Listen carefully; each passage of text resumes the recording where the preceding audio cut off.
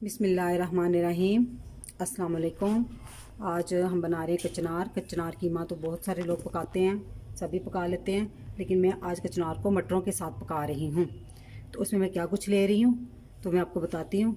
मैंने 1.5 प्याली मटर लिए हैं, आधा किलो कचनार लिए, एक प्याज लिए दरमियानी, आधी प्याली से थोड़ा सा ज़्यादा 150 ग्राम मैंने दही लिया, आधा कप मैंने ऑयल लिया, 2 टमाटर लिए, उनको मैंने इस तरह मैश कर लिया, 3 चाय के चम्मच लहसुन अदरक को मैंने इस तरह चॉप कर लिया बारीक बारीक, 1 चम्मच सूखा धनिया पिसा हुआ, आधा चम्मच हल्दी पाउडर, 1.5 चाय का चम्मच नमक और 2 चाय के चम्मच सुरख मिर्च पिसी हुई।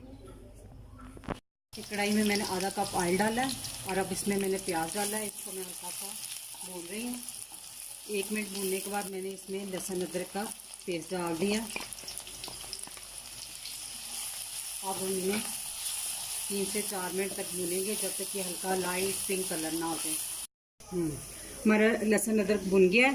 तो अब हम इसमें मसाले डालेंगे। इसको 1 मिनट भूनने के बाद हम हल्का सा पानी लगाएंगे। अब हम इसमें मटर डाल देंगे।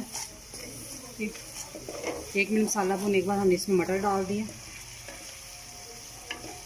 जितनी देर मैं मटरों को भूनती हूँ आप उतनी देर में जल्दी से चैनल को सब्सक्राइब कर लें और साथ बेल आइकन के बटन को भी दबा लें ताकि मेरी नई वीडियो जो है आप तक सबसे पहले पहुँचे। 2 मिनट मैंने मटरों को भूनना है। अब इसमें मैं आधा गिलास पानी डाल दूँगी और इसको 10 मिनट के लिए गलने के लिए रख दूँगी।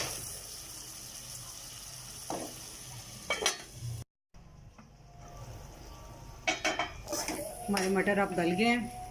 तो अब हम इसमें टमाटर डाल देंगे।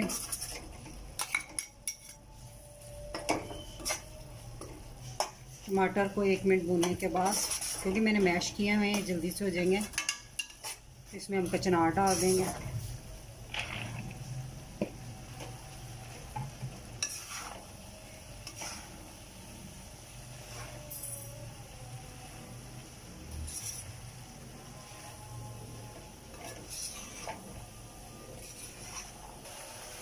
कचनार को भी डाल के हमने 1-2 मिनट भूना। अब हम इसमें दही शामिल कर देंगे।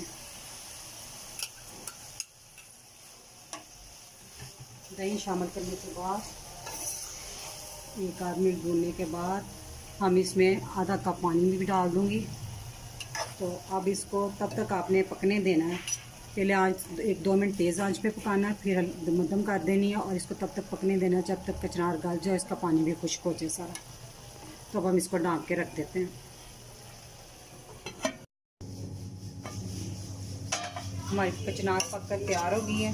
मैंने इसे 20-25 मिनट पकाया है हल्की आंच पे और इसका पानी दही का और टमाटर का देखिए खुश्क हो गया है। तो बीच में 2-3 दफ़ा मैंने इसको चेक भी किया। अब हम इसमें धनिया डाल देते हैं।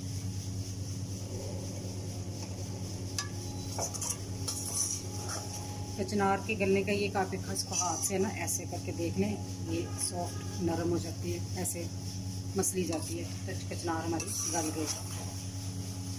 अब हम इसे प्लेट में निकाल लेते हैं।